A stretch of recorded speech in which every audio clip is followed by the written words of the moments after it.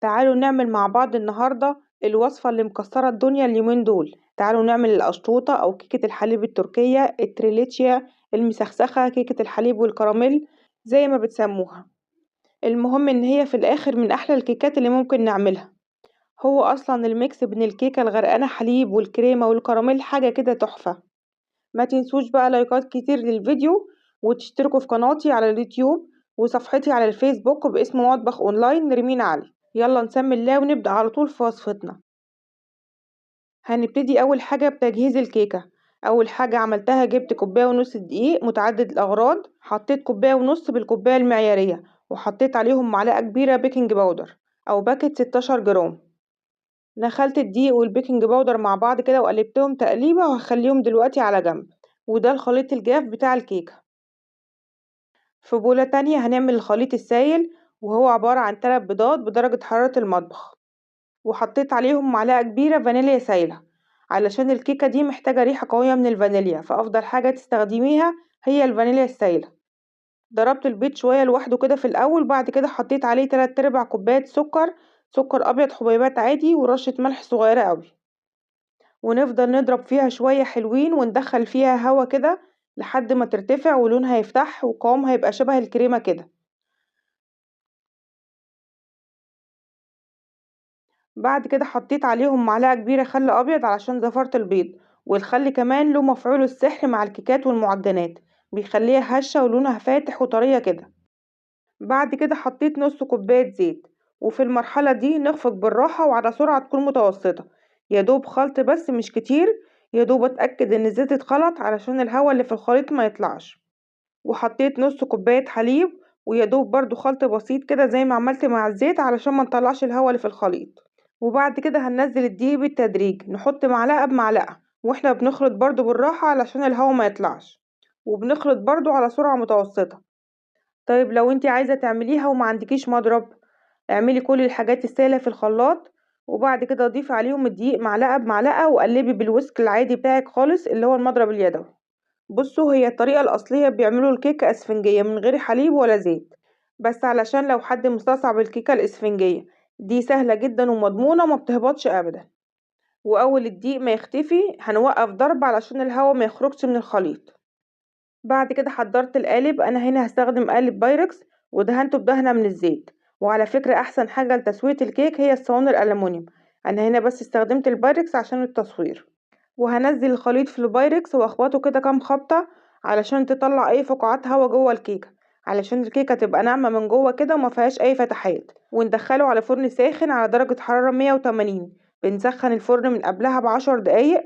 هنحط الصينية على الشواية في الرف اللي في النص، والنار هنشغلها من تحت بس، ونسيبها تاخد وقتها لحد ما تستوي، حوالي من 30 ل35 دقيقة. المهم لما نحط عصاية الشيش طاووق في النص كده تطلع نضيفة تماما. ونختبر التسوية من نص الكيكة مش من الأطراف، لأن النص هو آخر جزء بيستوي في الكيكة.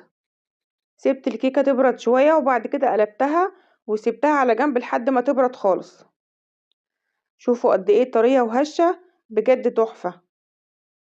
تعالوا نعمل التشريبة اللي هنسقي بيها الكيك. ممكن نخليها اقتصادية خالص، وممكن نزود فيها زي ما احنا عايزين ونخليها غنية أكتر. أنا حطيت 3 كوبايات حليب وعليهم معلقتين كبار سكر، ورشة فانيليا، نص معلقة صغيرة فانيليا، وحطيت عليهم نص كوباية حليب بودرة. والحليب البودرة هنا اختياري، ممكن تستغني عنه وتكتفي بس بالحليب السائل. المفروض الكيكة دي بتتسقي ب3 أنواع من الحليب، بس علشان ما تبقاش مكلفة قوي أنا استخدمت نوعين، الحليب السائل والحليب البودرة. ولو عندكم حليب محلى مكثف ممكن تحطوا منه كمان. ممكن تكتفوا بالحليب السائل بس والسكر ورشة الفانيليا وهتطلع برضو تحفة. قلبت الكيكة، خليت الناحية اللي تحت فوق علشان بتبقى مستوية أكتر، وخرمتها كده بعصاية الشيش طاووق علشان نسقيها بالتشريبة اللي احنا عملناها. هنسقي الكيكة بالحليب واسيبها في التلاجة تتشرب لحد ما اجهز الكريمة. استخدمت الكريمة كوباية كريم شانتيه خام بودرة من غير سكر، وعليهم كوباية حليب ساقعة متلجة أو كوباية مية ساقعة متلجة، ومعلقتين سكر ورشة فانيليا. وهفضل اضرب فيهم لحد ما قوامهم يتقل كده ويبقى قوامهم متوسط، مش تقيلة قوي ولا خفيفة قوي. هنا وانا بضرب حسيت ان هي عايزة شوية حليب كمان زودتلها، علشان الكريمة طبعا انواع وكل نوع بيختلف في كمية السائل اللي بيحتاجها.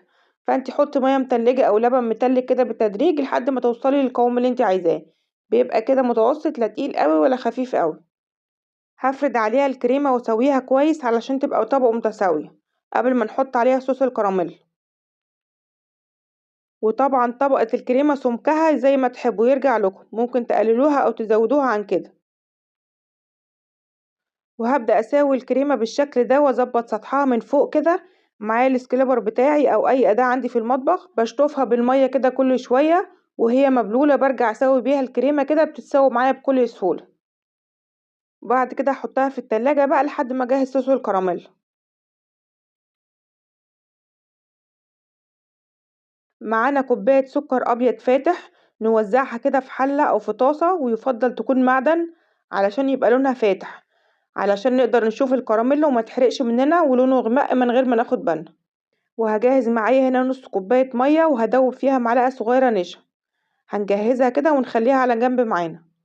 وهناخد السكر نحطه على نار هادية ومش هنقلبه خالص ولا هنيجي جنبه لحد ما السكر يبدأ يدوب كده من الجوانب ومن تحت. بعد كده هبدأ أقلبه علشان ما يتحرقش من تحت وطعمه يمرر. نفضل نقلب فيه بالراحة كده لحد ما نتأكد ان السكر داب تماما، وما خليش اللون يغمق قوي علشان طعمه هيمرر ويبوظ كل الوصفة معاكي. نصيحة: لو الكراميل لونه غمق قوي معاكي واتحرق ارميه وما تكمليش بيه الوصفة علشان طعمه هيبقى مرر ويبوظ كل الكيكة معاكي. ولما اتأكد ان السكر داب تماما حطيت عليه معلقة كبيرة زبدة وهديت النار كده علشان ما يتحرقش ويغمق مني. ونقلب الزبدة كده لحد ما تسيح. بعد ما الزبدة ساحت نزلت عليهم كوباية من الحليب، والحليب يكون دافي مش ساقع قوي ولا ساخن قوي، يدوب دافي كده علشان الكراميل ما يحجرش ويكلكع معاكي. هتبدأي تقلبي فيه على نار هادية، هيبدأ يفور ويغلي كده وبعد كده الكراميل هيحجر شوية صغيرين. تقلبي فيه باستمرار لحد ما الكراميل يدوب كله كويس. وبعد ما اتأكدت ان الكراميل كله داب كويس هنزل عليهم نص كوباية المية اللي دوبنا فيها معلقة صغيرة نشا. قلبتهم مع بعض كويس واسيبهم يغلوا غلوتين، وبعد كده هطفي النار واسيبه يبرد تماما. وده بيكون قوامه بيلمع كده وجميل وناعم، مش محبب ولا مخرز. لو خرز معاكي ارفعيه من على النار واضربيه بالهاند بلندر هتلاقيه ناعم معاكي تاني. بعد كده نوزع الكراميل على الكريمة ونفرده على وش الصينية كلها. وكنت شايلة على جنب معلقتين من الكريمة، خفيتهم كده بمعلقة حليب وحطيتهم في كيس حلواني وعملت خطوط بالكريمة فوق صوص الكراميل. بس سامحوني بقى الموبايل عملها فيا وما كانش صور اللقطة دي. زي ما قلت لكم حطيت معلقتين من الكريمة في كيس حلواني وعملت خطوط كده بالكريمة فوق صوص الكراميل. بعد كده جبت خلة أسنان أو عود شيش طاووق أو سن سكينة رفيعة ومشيت على الكريمة كده نعمل خطوط، خط رايح وخط جاي علشان تدينا الشكل الجميل ده. يا رب تكونوا فاهمين قصدي. ونسيبها بقى في التلاجة ساعة أو اتنين كده أو نص ساعة في الفريزر. عايزة أقول لكم بقى بجد تحفة، حلوة أوي، جربوها هتعجبكم جدا. الكيكة رطبة أوي من الحليب وتحسي إنك بتاخدي القطمة كده بتدوب في بقك. بصوا بقى فظيعة من الآخر.